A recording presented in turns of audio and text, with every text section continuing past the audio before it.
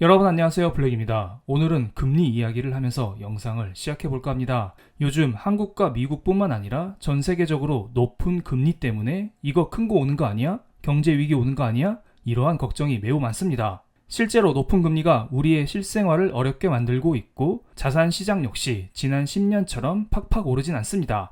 그래서 저의 최근 영상에 어떤 분께서는 무언가 연명하고 있는 느낌, 터지긴 할 것 같음 이라는 댓글을 달아주시기도 했습니다. 그런데 많은 분들께서 막상 터진다 큰 거 온다 대피하자 이런 이야기를 하시는데 반해 어떤 신호가 보이면 위기가 온다 이러한 이야기를 하지는 못합니다.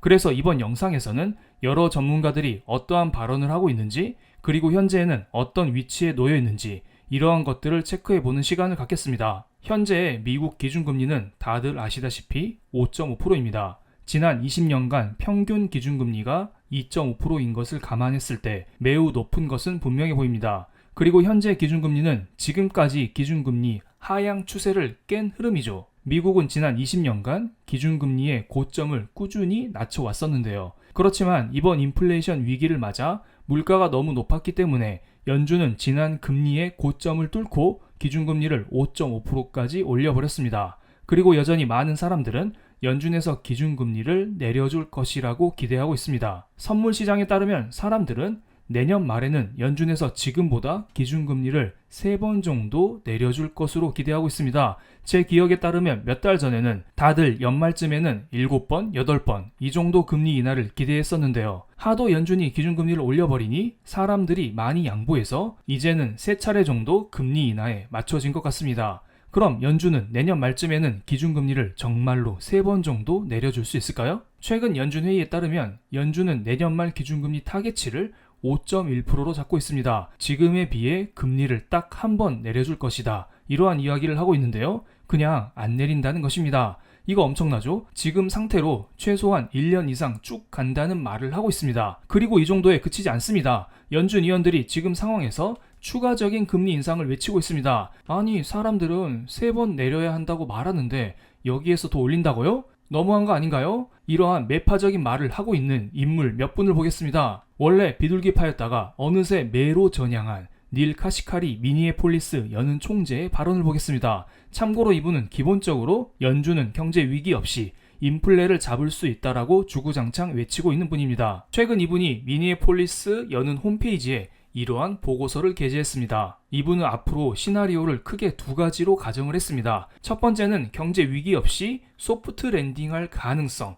이것을 60%로 잡고 있습니다. 연내의 기준금리를 한 번 정도 인상해서 현재의 물가를 연준의 타겟치인 2%로 되돌릴 수 있다라는 말을 하고 있습니다. 이렇게 되면 모두 행복합니다. 만약에 이러한 상황이 지속된다면 연준에서는 시차를 두고 금리 인하도 해줄 수 있기 때문이죠. 하지만 이분은 인플레이션이 고착화될 가능성, 이것을 40% 정도 예상하고 있습니다. 현재 연준의 금리 인상에도 불구하고 부동산 회복력이 강하고 자동차 수요가 강하다고 합니다. 이런 분위기 속에 인플레이션이 고착화된다면 연내에 금리를 한 번 올리고 내년에 또 한 번 금리를 올려야 한다고 주장을 했습니다. 이렇게 이분은 2가지 시나리오의 발언을 하고 있지만 총체적으로 보면 첫 번째 시나리오, 한 번 금리를 올려서 인플레를 잡을 수 있는 확률에 베팅을 하고 있습니다. 이분은 과거에 비둘기파였다가 지금은 매파로 바뀌었는데요. 나름 중립적인 상황에서 그때그때 적절한 발언을 하고 있는 분입니다. 그렇기 때문에 이분의 추가 금리 인상 발언은 주의 깊게 들어봐야 할 필요는 있어 보입니다. 혹시나 금리를 추가적으로 올리기 어려울지라도 그만큼 연준에서 고금리를 오래 유지할 가능성도 높기 때문입니다. 이번에는 미국의 캠벨 하비 교수 이야기로 영상을 이어가 보겠습니다. 이분은 정말 유명하신 분입니다. 장단기 금리차라는 지표를 발명했고 지금까지 장단기 금리차 역전을 활용하여 미국의 경기 침체를 예상해 왔었는데요. 적중률이 꽤 높습니다. 장단기 금리차를 정의하는 방법은 여러 가지가 있지만 요즘에는 10년물 국채금리에서 3개월물 국채금리를 뺀 값을 장단기 금리차로 많이 정의합니다. 최근 들어 고금리의 장기화 가능성이 커지면서 금리차 축소가 나타나고 있긴 한데요.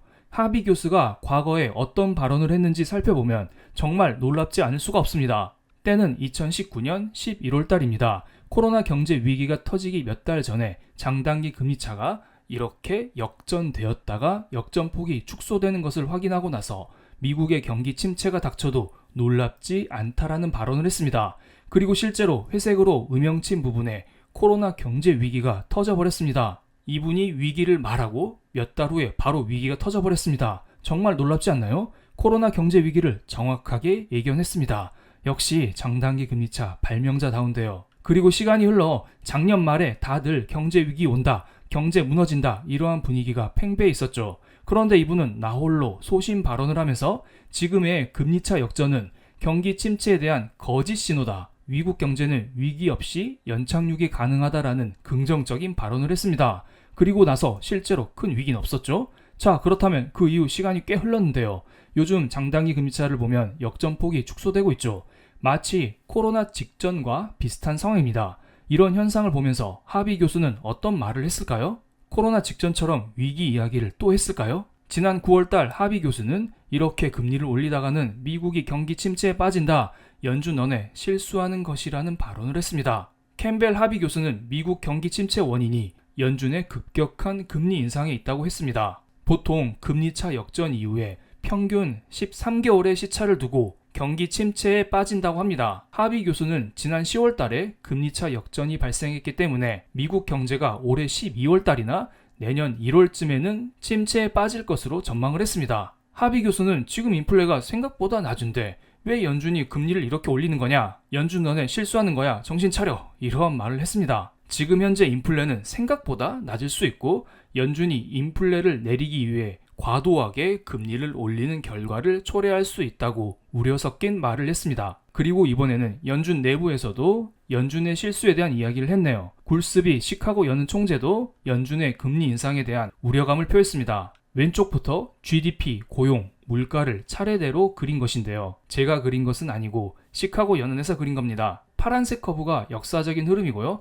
빨간색 커브가 실제 현재 나타나고 있는 흐름입니다. 그렇기 때문에 우리는 빨간색 커브를 보시면 될 것 같네요. 이번 인플레이션 위기를 맞이해서 경제 성장률은 생각보다 빠른 속도로 둔화가 되었고 이와 함께 물가도 생각보다 빠른 속도로 잡히고 있습니다. 그에 비해서 고용은 생각보다 높은 수준에서 유지가 되고 있습니다. 일반적으로 연준은 기준금리를 올리면서 고용을 무너뜨려야 물가를 잡을 수 있다는 말을 하고 있는데요. 굴스비 연 총재의 자료에 따르면 고용이 탄탄함에도 불구하고 물가가 현재 잡히고 있지 않나요? 그래서 굴스비 총재는 이런 말을 했습니다. 우리는 연준이 중앙은행 역사상 매우 드물게 경제를 무너뜨리지 않고 인플레이션을 이겨낼 기회를 갖고 있다는 사실을 간과할 수 없다. 지금 인플레 잘 잡고 경기 침체 없이 황금 경로를 걸어가고 있다. 이런 말을 했습니다. 그래서 많은 연준 위원들이 주장하는 인플레이션과 실업률 사이의 대규모 상충 관계가 불가피하다고 너무 강하게 믿는 것은 단기적인 정책 오류에 심각한 위험을 가져온다라고 지적했습니다. 이 말이 조금 어렵네요. 쉽게 풀어서 설명드리겠습니다.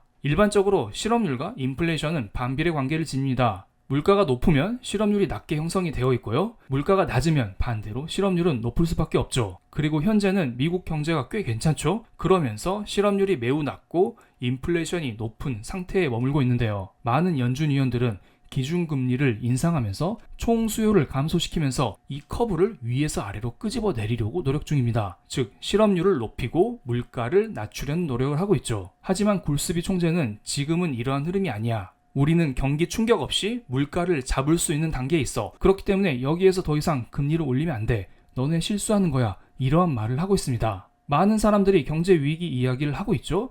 제가 볼 때는 당장 걱정할 문제는 아니지만 여러 전문가들이 과도한 금리 인상에 대한 우려감을 표하고 있기 때문에 주의 깊게 봐야 하지 않을까요? 제 생각으로 진짜 경제 위기 조짐이 보이면 일단 기본적으로 경기 상황을 반영하는 10년물 국채금리가 선제적으로 꺾일 거라 봅니다. 그럼 오늘 영상 여기서 마치겠습니다. 제 영상이 마음에 드셨다면 구독, 좋아요, 알림 설정까지 부탁드리겠습니다. 감사합니다.